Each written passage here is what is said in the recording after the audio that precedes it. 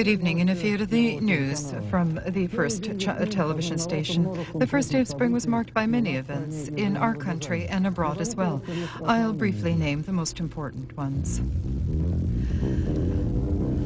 The President of Russia, Boris Yeltsin, at a meeting with the chairman of both chambers of parliament, stated that he accepts the agreement of the defendants to amnesty as their acknowledgement of guilt. According to the president, he's fully in control of the social-political situation. Today, the court proceedings in the case of the Government Commission on Emergency Situation has ended. The criminal case against high party activists of the former Soviet Union has been terminated.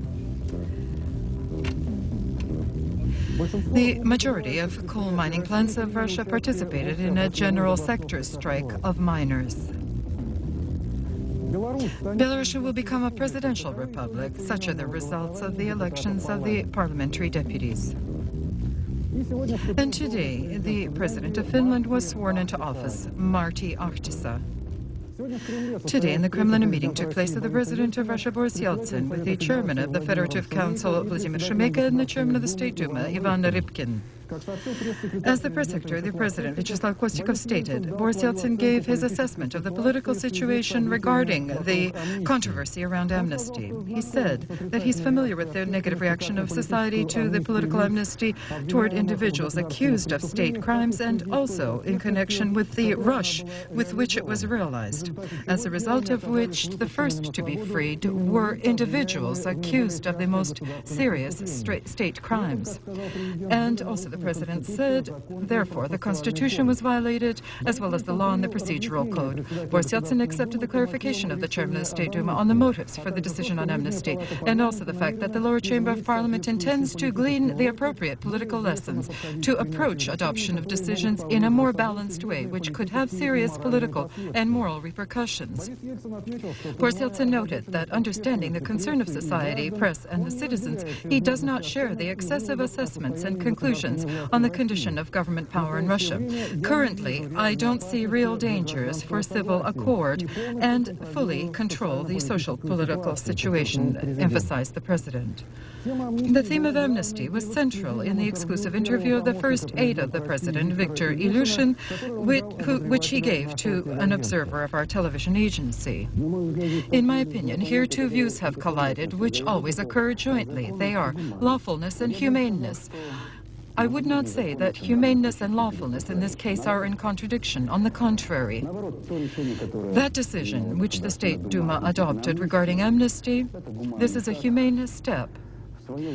And at one time, the initiative on amnesty was revealed by the President of the Russian Federation. And this is now a matter for the Duma, in what final form they adopted the decision. Another question, that is, the realization of a good intention, unfortunately, was perhaps conducted in an inferior way. Viktor Vasilyevich, you have worked with the President for a long time. You know his character. In your opinion, could he, as the head of state, had sharply stated, I don't let them out? Boris Nikolaevich and I talked many times about this topic and examined the most various options, and I made one conclusion. The President acknowledges that together with all his fellow citizens lives in Russia, in which, in effect, is the new Constitution. The President strives to establish business contacts with the State Duma and the Federative Council. During the events of the last days, an opinion has surfaced that the President's team, during the culminating moment, was quite confused. I think that this is a mistaken opinion on the supposed existence of any confusion, in any case, within the closest circle around the President. There's no such thing. Personally, how do you relate to those people who were freed, among whom possibly some will return into political life and some not? But one must know these people very well. Of course, I know almost all of them quite well. And I think I'd be satisfied if these people will act in accordance with the acting law in Russia. As it became known this evening, Ruslan Hasbulatov will fly to Grozny for a permanent residence there. Undoubtedly, this evokes many questions among journalists, the main of which is what precipitated this decision of the former Speaker of the Russian Parliament, who recently often spoke out against any contacts with the authorities of the Chechnya Republic. In connection with inquiries being received at the Center of Information and Social Contacts of the Prosecutor General's Office of Russia, it is stated that the investigation of the criminal case continues, which was initiated in connection with the decree of the President of Russia on immediate measures on instituting a state of emergency in Moscow. According to the facts of the organization of mass mayhem, which occurred on the 3rd and 4th of October of last year in the capital. Currently not complete is the investigation of circumstances connected with material damage caused. And also, investigations must be completed with respect to individuals who, exploiting the situation in Moscow on the 21st of September and the 4th of October, committed thefts, violence, and hooliganism and other lawless acts. The series of seemingly endless interruptions and renewals of the work of the proceedings in the Government Commission on Emergency Situations today was terminated. The 1st of March 1994 went into history as the last day of the court proceedings over the organizers of the coup of August 91. As is known, the military colleagues of the Supreme Court of Russia, reacting last week to the resolution on the amnesty, stated that the process, in accordance with the law, will continue. And today it was so. The group of prosecuting attorneys in the case again cited the law. However, as it is known, this decision the colleagues made on Friday, one day before the publication of the text of the resolution, and in it there were significant moments which were the object of attention of the defendants' attorneys. The latter, again, did not acknowledge guilt, but agreed to become subject to the resolution on amnesty. As a result, after consultation, a decision was reached. It says within it that pursuant to the 9th point of the resolution of the Duma, the criminal procedures against individuals subject to amnesty will be ceased at the stage at which the court proceeding is in currently. Therefore, the decision of the court affects all 10 defendants in the Government Commission on Emergency Situations case. As the agency RIA reports, in the Serbian capital, the visit of the leader of the Bosnian Serb, Radovan Karadzic, to Moscow is regarded as a peacekeeping effort and is seen as almost a recognition by Russia of the self-proclaimed republic. Today in Moscow, a meeting occurred of the Minister of Foreign Affairs of Russia, Andrei Kozyrev, with the leader of the Bosnian Serbs, Radovan Karadzic. During the talks, Karadzic expressed gratitude for the decisive actions of the President of Russia and the Russian diplomacy on the political regularization of the crisis around Sarajevo. After the meeting before the press, the leader of the Bosnian Serbs welcomed the initiative of Russia on conducting in Moscow a high-level meeting in the aim of quickly proceeding to the agreements of peace and removal of sanctions against the Republican Union of Yugoslavia. Regarding the problem of delivery of humanitarian aid, he announced the agreement of the Serbian side to open in the near future the airport in the city Tuzla. And the Bosnian Serbs operate on the premise that Russian observers will participate significantly in the control over non-military use of the airport, which corresponds to the wish of the representative of the Secretary General of the UN in former Yugoslavia and the European Union. Meanwhile, investigation continues of the incident in the Bosnian skies. As is known, yesterday the NATO aviation destroyers shot down 4 airplanes which violated the borders of the no-fly zone. The command of the Bosnian Serbs refutes ownership of these planes among its air forces and insists on the creation of a mixed commission from representatives of the command of the Bosnian Serbs and the UN forces, which will conduct a thorough investigation of the affair, including clarification of the fate of the pilots of the shot-down planes. Meanwhile, as politicians state, the serious incidents of the last days could negatively reflect on efforts to overcome the crisis in Bosnia-Herzegovina. And therefore, future developments of events will depend on the effectiveness of diplomatic steps of the sides seeking means of peaceful regularization of the conflict. Russian miners today conducted a general district warning strike. In the middle of the day, the number of strikers in the coal procuring companies reached 239 out of 299. In several regions, miners still unloaded coal to electricity stations, and their demands were quite diverse, except for one: timely salary payments. We learned in our history lessons how economic strikes could become political strikes, and today we experienced this in life. The preliminary strike of the miners, for the first time after the revolution, is occurring in several regions under political slogans: the change of government and early presidential elections. These demands, according to the agency RIA and Interfax, were presented by miners of Sakhalin, the Far East, Vorkuta, and Rostov. If we have a collapse in the government, therefore it must be changed. Sometimes a person will come who will be authoritative and someone will be in control. In general, in the pan-Russian act of protest, 78% of the coal plants are participating. The economic demands are such: to pay salaries in the amount of 50 billion rubles and to allot financial support to the sector, 11 6/10 of a trillion rubles of budgetary funds. The miners also accuse the government of incompetence in fulfilling their promises. For several months, salaries aren't being paid.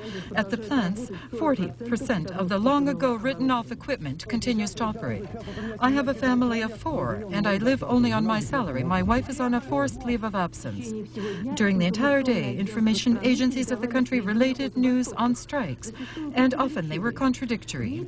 In it, participating are more than 700,000 people. According to Interfox's report, the leader of the Union of Coal Miners, Vitaly Budko, stated that apart from purely economic demands, the strike must demonstrate also strength and unity of the unions, their ability to begin an active protest under political slogans. More calmly, the situation is assessed by the Deputy General Director of Rosugol, Valery Zaldinbarg. He told a correspondent of RIA that he was successful in the Ministry of Finances to erase all disputes on the debt of 1993, and an advance payment for February should arrive tomorrow. Therefore, the strike is being conducted without excesses. Despite this optimism, observers feel that the pressure of the miners on the government will not cease, and it may engulf other sectors as well, because Russian industry as a whole exists. Not only coal miners, demands significant investment. The country's budget is one, and it's not elastic. It's probably not coincidental that scheduled for today's protest act are in line with the broadened session of government at which the budget for '94 must be ratified. This is a unique way to twist arms. But its budget is not enough for our outdated industry. Therefore, the success of the Miners' Act could be an example for others as well. One more alarming moment. The majority of strikers sees the way out of the economic crisis in the following way. If the government can't rule, then let task forces be put instead of government and they'll quickly create order. Is it not true? Don't these examples remind us of our history lessons? To conduct reform, one needs time. But judging from everything, the leaders of the country have less and less of it.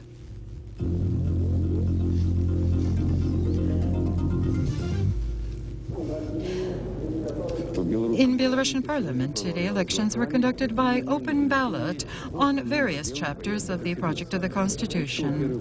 It was yet in the morning when it became known that for the adoption of the decision already the necessary number of votes was acquired, and so the Supreme Soviet expressed itself for the institution of the post of president as the head of state and executive power. If tomorrow the results of the elections will be ratified by the session of the Supreme Soviet, this will acquire judicial significance. Today, at the session, the Prime Minister Vyacheslav Kevich expounded on the basic changes in the structures of the Soviet ministers and local organs of rule. Especially, he noted that it is predicted that there will be a reduction of 13 ministries and departments, and the apparatus of the Soviet ministers will be decreased by 10%. The resolution on the joining of the Republic of Georgia to the membership of the Commonwealth countries was adopted at the evening session by the Parliament of Georgia. Speaking during the tumultuous debates on the question of ratification, the head of state, Edvard Shevardnadze, emphasized that Georgia has no other choice. This became clear during the events in Abkhazia. Today, arriving in Moscow for a meeting of the Coordinating Consultative Committee of the CIS were the vice premiers of the CIS countries. They began examination of projects of the agreement on the realization of the accord on creating an economic union. After 2 days of discussion, the documents concerning the cooperation in the area of labor immigration, conditions of Ukraine joining the economic union in the capacity of an associated member, will be carried to the March meeting of the heads of the governments of the countries of the Commonwealth. As expected, the Coordinating Consulting Committee will attempt to find answers to the questions which arose because of the decision of Russia and Minsk to amalgamate their monetary systems. Today, in order to solve this question, we need multi-sided consultations, and we need the meeting of this committee and the high-level experts to adopt a decision on what to do next. Almost all the questions on economic union have been suspended under mutual relations on a two-sided level. The intensity of the questions discussed at the Coordinating Consultative Committee of the CIS is emphasized by the alarming situation which developed in the railway transportation system of Ukraine. To be or not to be, such a question stands before Ukrainian railway workers. The directors of the Odessa Railway told me that at today's tempos of degradation, in 2 or 3 years, its existence will be doubtful. The obsolescence of wagons of the locomotive park reaches 60%. There are no funds for current repair of tracks, and already for 2 years there have been no new cars added to the system. This is a catastrophic decline in volume of transportation, and such a picture exists on other railways of Ukraine. Together with the collapse of the Soviet Union, we in Ukraine found ourselves without access to repair services for locomotives. And today we are experiencing serious difficulty with providing repairs, and despite the fact that at councils which are regularly held on an intergovernmental level regarding the railway transportation question, these questions are examined. We, as of today, for example on the Odessa line, have almost 15 wagons beyond the Ukrainian borders because we can't claim them, because we can't pay for them. The railway is the most integrated part of the transportation network of the former Soviet Union. If divided, cannot function normally. And there's only one wise solution: the imminent renewal of close cooperation between the now extremely separated sovereign parts. Professionals have one opinion. The politicians will have the final word. As of the 3rd of March, Russia intends to stop feeding gas to Ukraine. As Interfax reported today, the Russian auctioneer society Gazprom today informed by telegram the Ukrainian government. On the same day, the plant Ukr Gazprom sent a telegram to Ukrainian companies owing it for delivered gas with a recommendation to immediately decrease fuel consumption by 50%. Problems similar to ours are being resolved in the Chinese National Republic. As of today, all stores and hotels in China are to openly advertise their prices on goods and services offered. In the opinion of Chinese economists, this measure will support the stable level of prices and to control inflation. For several years in a row, the rate of inflation has been following the Chinese socialist market. The Chinese consumer has felt this in the end of last year, when in December, inflation in large cities reached record levels and exceeded 23%. As a result, many city residents had to restructure their family budgets. According to calculations of Chinese and foreign economists, the unwinding of the inflationary spiral in many ways is connected with excessive cash flow, without the corresponding growth in industrial productivity. With a jump in prices, the Chinese market reacted to recent regulated course of the currency, the Chinese yen in relation to the dollar. The Chinese government intends to juxtapose to inflation the reform in the system of crediting and taxation, and therefore intends to decrease the pressure of the inflationary press and maintain its levels at 10%. Not by accident, the corrections in the financial sphere, named by the Premier of the Government Council, Marc Depien, are among priority directions of the government activities for the current year. But more detailed discussion is ahead at the March session of the Chinese Parliament. For now, while awaiting changes for the better, Chinese housewives entering the store often follow the principle, better buy it now than later at a higher price.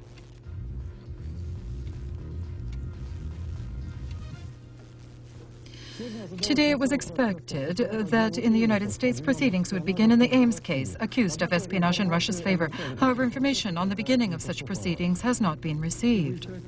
Any passions around spy affairs, to me, smell somewhat fishy, because the intelligence service in all countries at any time was a system of early warning of conflicts, of various problems which threaten the country. And in this case, in the Ames affair, does it not seem to you, Tatiana Viktorovna, that here there are more not professional problems, but political ambitions and political problems, which could be even contrived? If to this level of high politics this problem is elevated, it is not elevated by agents, because professionals in any country understand each other.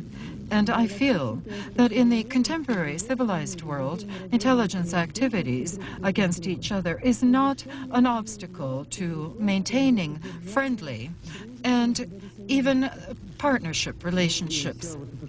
All of the scandal around the Ames affair and society's involvement, one gets the impression that here, on one hand, There are, of course, these are very unpleasant matters for the CIA. And on the other hand, perhaps there are some influential forces which wish to hint to Clinton that he must change his relations with Russia and even take a time out for a while in our relations. I wouldn't disagree with you. In any case, the Russian intelligence service is interested in continuing interaction with the American intelligence service. It will strive toward this. And we have too many common problems in this very broad and dangerous world, and mostly they are in the sphere of the spread of weapons of massive destruction, and the war with international crime, and the war with the narcotics business, with terrorism, information exchange on developments in crisis points. This is sufficient for today. Tomorrow may bring new problems where we will need each other. Tatiana Viktorovna, after reciprocal expulsion of Morris and Lysenko, if escalation continues of similar actions, how will Russian services of foreign intelligence react? First of all, we wouldn't like for this to happen. We feel that common sense must prevail. But if things develop as you say, measures will be mutual, and they will be taken not by intelligence, but by higher political authorities of the country. In Helsinki today, the ceremony of the swearing into office of the new president occurred, who replaced the patriarch of Finnish policy, Mauno Koivisto. The first day of spring was marked in Finland today by the change of guard at the higher government post. Into the office of president today triumphantly entered Martti Ahtisaari. He was elected to this post from the Social Democratic Party, which in many ways predicted his visit, according to observers. Traditionally, the main sphere of the activities of the Finnish president is foreign policy. In this matter, Ahtisaari needs no course in the art of diplomacy or to learn foreign languages, because he already knows 4 foreign languages. In his youth, he received a teacher's profession and soon changed his school to the career of diplomat. Along the line of the UN, he actively participated in smoothing over many international conflicts, spending in hot points throughout the entire world, especially in Bosnia, more time than at home. The new president is a supporter of Finland entering the European community. However, the decision on this will be possible no sooner than autumn, after conducting a general national referendum.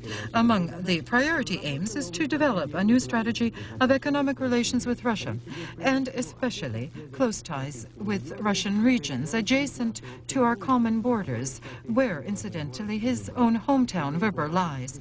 On such diplomatic notes, in his family circle, the mother of Ahtisaari loves to devote herself to the area of mystical sounds woven from musical notes. His wife has a master's degree in philosophy. Their only son celebrated his 25th birthday on that very day, when at presidential elections, Finland voted for his father. In Israel, both on occupied territories, demonstrations of Arabs continue, disturbed by the mass murder of Palestinians in the mosque of the city Hebron. The disturbance has seized not only the Gaza sector and the west bank of the Jordan River, but also areas of Israel itself. Today, as a gesture of goodwill, the authorities gave instructions to free from prisons more than 500 Palestinians convicted by political motives. And yet, the leadership of the Palestinian Liberation Organization refuses to renew peace talks with Israel. At the current debates in the UN Defense Council, Palestinian representatives stated that the massacre of Arabs in the mosque was a result of a conspiracy. The situation has allowed the president of Egypt, Hosni Mubarak, to appeal to the leader of the PLO, Yasser Arafat, with a recommendation to renew contacts with Israel. Meanwhile, in Tunisia, where currently there is a conference of the leaders of the PLO, Arafat decided to send to the USA, Russia, and Europe special representatives for consultations. Today at 1 o'clock in the morning, Moscow time, in the port Wolfish Bay, on the Atlantic coast of Namibia, the flag of South African Republic was lowered, which controlled this territory since the beginning of the century, and raised was the flag of the Republic of Namibia. For the independence of Namibia, the President of the Republic on the southeast of Africa, as the joining of Wolfish Bay to the basic Namibian territory. Namibia became independent 4 years ago in March of 1990, and Wolfish Bay is a major port and a military base of South Africa, was controlled by neighboring countries. As a sign of joining Namibia on the main stadium of Wolfish Bay, a flame of unity was lit. Before representatives of the neighboring African countries and before tens of thousands of residents of Namibia from both its parts, spoke the Minister of Defense of South Africa, Kobi Kochi. On behalf of the President of South Africa, Frederick de Klerk, he officially recognized Wolfish Bay as part of Namibia.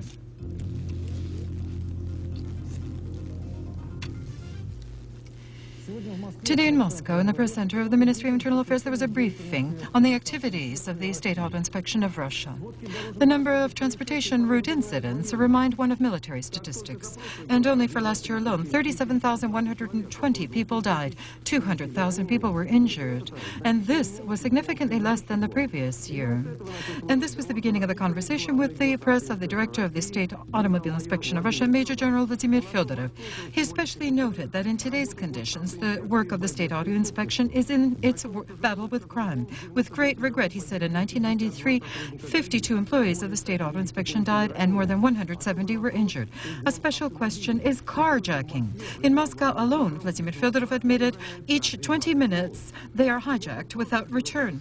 And last year in Russia, there was 150,000 car thefts. More than one-third of these crimes were solved, however. We again appeal and have appealed and do appeal to the Federal Assembly to legalize the entire question of carjacking in the criminal code, and that there would be the notion of theft, especially qualified as theft of extremely large objectives, so that there would be responsibility for that theft.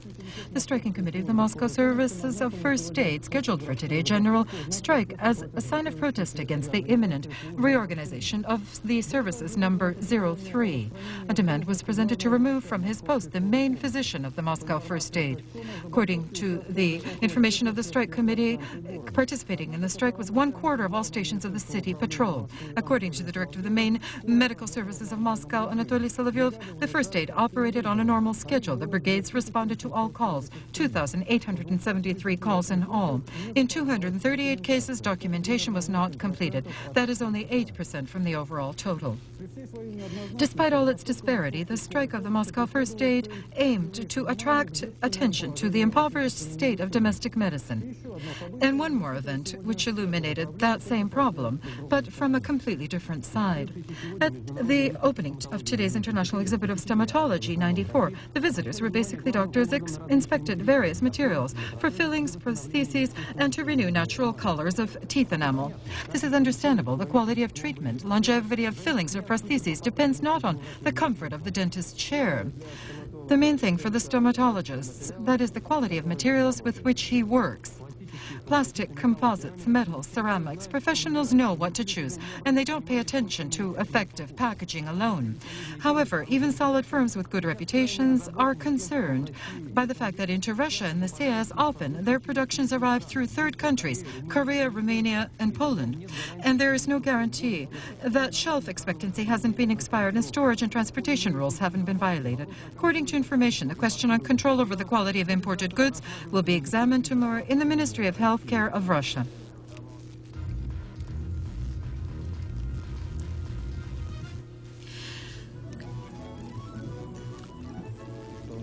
In the performance of the National Ensemble of Folk Instruments were the works of Stravinsky and Gnevashev, opened the 5th Russian competition of performers of national instruments. The wonderful professionalism of the artists, the exhilaration of the public, among whom there was much youth, promises the competition's success and the discovery of new talents, which is undoubtedly joyful. In Voronezh, at the creative competitions, accumulated more than 100 instrument ensembles to hear the performances of the bayan accordion from Russian cities from Magadan to Krasnodar. To see such a musical parade in our most difficult times is in itself a rarity. But unfortunately, more of our performers we hear from abroad. Of course, everyone is used to the fact that we say that it is difficult for us to live now. But in cultural life, one event is better than the last. And today in Moscow, on the territory of the Kremlin, in the Kremlin Belfry, the exhibit on ancient watches and clocks, and 180 clocks in all from the 16th to the 20th centuries, and 40 wall hangings. Apparently, in the olden days, clocks were very diverse in form. These 17th century ones are in the form of of a box, and the skull clock from 300 years ago reminded the bearer of the temporariness of his life on Earth, and some in the form of toys in Tsar's nurseries, like these Bacchus clock, created by Augsburg masters 400 years ago. Of course, 16th century clocks no one winds now, but the famous automatic clock of the English mathematician Michael Lennox, which were silent for almost 200 years, a group of enthusiasts headed by a specialist in technical scientists winds the clock for us and has returned its voice. The idea arrived very simply because the clock has stood still for a long time, and therefore we decided to restore it. Apart from curious clocks in this desk writing set of Catherine II by Jean-Antoine Lépine, it is interesting to see classical clocks of the famous Breguet and the gatekeeper of His Highness Paul Bouret, and many of his clocks were collected in Petersburg by Russian masters. And it was in Russia. They were made by masters of Bronnikov, such clocks where all details were made from wood. Today on the streets of Bucharest, one is reminded of a spring fair where they deal and trade one good, marchesorge. A marchesorge is a red and white silk and thread wound together and tied in place. We need many marchesorge in order to have enough to greet our favorite people with the coming of spring, and many different ones are necessary so that one can choose them according to the taste of our favorite woman, especially since women don't tolerate mundaneness, especially in decoration. Therefore, they're made from wood, porcelain, and forged of glass and metal. This tradition was born in those days when people lived according to the spring calendar and celebrated the New Year on March the 1st, and therefore they're called marchesorges. They were broadly distributed on the territories of Greece, Albania, Bulgaria, and Moldavia, and from the village tradition they came to the city, where today they are much more practiced than in the village. The marchesorges are not given as previously to men, but only to women. Alas, it has become a wish of good luck and well-being for the year. In conclusion, sensational news which Itartas reported from Tokyo today. Japanese scientists for the first time in history managed to synthesize an antimatter by injection of antipodes of protons into atoms of helium. The result is atoms in which, instead of the usual 2 electrons around the atomic nucleus, revolves 1 electron, 1 antiproton, and the possession of the secrets of antimatters in the future could provide human beings with an inexhaustible source of energy. With this, I say goodbye to you. In one moment, as usual, the news of sport. All the best.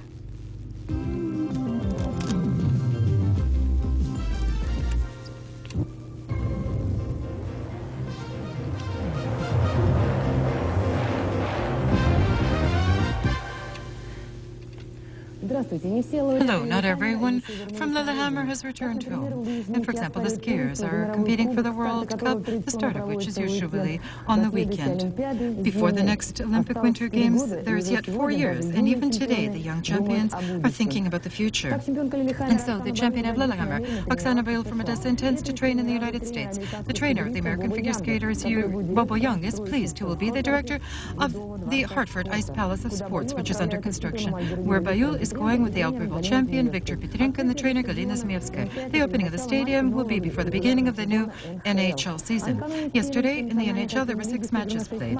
Philadelphia lost to New York 4-1, and New York's Nemchina scored, and there was a successful pass by Zubov. Valery Zilibuchin from New Jersey in the match against St. Louis, his club scored 5-1 and had 2 successful passes. And from San Jose against Winnipeg, San Jose's Makarov scored a goal. Zharnov from Winnipeg passed 1 goal. And so our Legionnaires were missed in Lillehammer from the NHL. Fans of soccer are awaiting tomorrow's match in the League of Champions between the Moscow Spartak and the Spanish Barcelona. A direct broadcast from Luzhniki at 19:50 on Channel 1 Ostankino. Now a report from our correspondents Konstantin Vedernov and Ilya Kikin. The Moscow Spartak is conducting its first for the season official match, and with one of the best teams of the world. The competitor is in the Group A of the League of Champions, Spanish Barcelona. Today the Muscovites were sorry that in tomorrow's match, the best player of 1993, Viktor Onoko, will not play, had a dress rehearsal at the stadium Luzhniki. Alexander Fyodorich, you were present at Saturday's match of Barcelona Deportivo. The strong sides of Barcelona, one can judge by the number of balls which were scored. What do you feel are the features in its game. First of all, in these two matches which I watched against Deportivos, they changed much in their placement and positions of players, concentrating mostly on defense. And the gain was in their tactical shifting. And with Deportivo, they played not defensively, but on the counter-attack, especially since they have two wonderful and probably the strongest in the world offense, Stoichko and Romaro. In those games which they played, the weak point was defense, because the large number of balls was fumbled. After that, precipitation during the night, -12, -17. In Karelia and Volgovyatsk region, -30, 35. During the day, -5, -10, 8 to 10. All the best. Goodbye.